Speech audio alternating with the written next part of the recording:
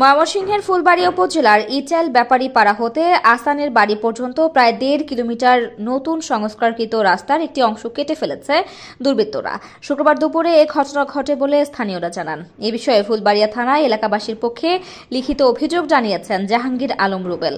সরেজমিনে দেখা যায় ইচাইল পাকা রাস্তা হতে ব্যাপারীপাড়া রাস্তার আসানের বাড়ি সংলগ্ন অংশটি কেটে ফেলা হয়েছে। স্থানীয়রা বলছেন, দীর্ঘদিন ধরে এই রাস্তা দিয়ে চলাচল করছেন তারা।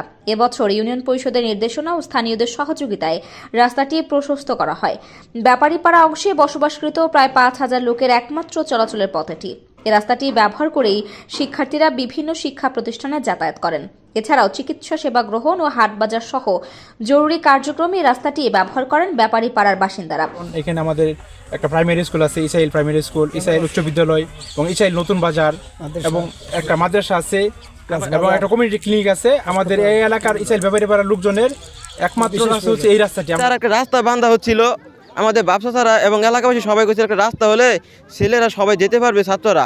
আমরা অনেক চেষ্টা করে এই রাস্তাটা করছি, তারপরে তারা অনেক দলবল নিয়ে আইসা জোরের পক্ষে নিয়ে পরে রাস্তাটা কাইটা ফেলাইছে। আমাদের ছেলেমেয়ে আছে কলেজে যাবে, তারা শিক্ষা প্রতিষ্ঠানে যাবে, একটা বিশাল বড় হাসপাতাল আছে, হাসপাতালে যাবে। আমাদের এই রাস্তাটা অতি সত্য প্রয়োজন।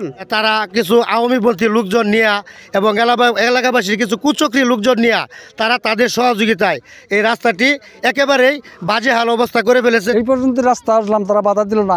এখন শুধু খালি এই রাস্তা নিয়ে বাধা। ১২০০ ফুটার লোকের বাড়িটাই আমাদের এই ব্যাপারীপাড়া এই পাড়াটা, যাতে আমাদের এই রাস্তাটা যদি হয় তাহলে আমাদের সন্তানরা এতে সুযোগ সুবিধা বেশি পাবে।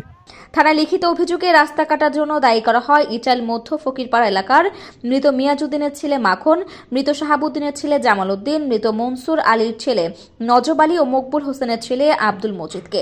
এতে বলা হয়, তারা কুচক্রীদের পরামর্শে দল বলে রাস্তাটি কেটে ফেলে। তবে এই বিষয়ে তাদের কারো বক্তব্য পাওয়া যায়নি। এ ব্যাপারে জানতে চাইলে ফুলবাড়িয়া ইউনিয়ন পরিষদের চেয়ারম্যান জয়নাল আবেদিন বাদল বলেন, ইচাইল এলাকায় রাস্তা কাটার ঘটনা ঘটেছে। ইউনিয়ন পরিষদের পক্ষ থেকে দ্রুত দুপক্ষের সাথে বসে সমাধানের ব্যবস্থা করা হবে।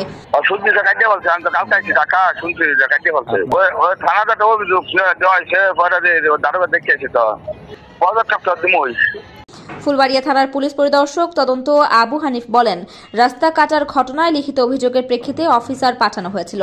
দুপক্ষের লোকজনের সাথে বসে বিষয়টি সমাধানের চেষ্টা করা হবে। এলাকার লোকজন আসছিল, ওরা এসে বলছে যে তাদের দীর্ঘদিনের ব্যবহৃত রাস্তা ৪-৫ জনেরা আছে, ওরা কেটে ফেলছে।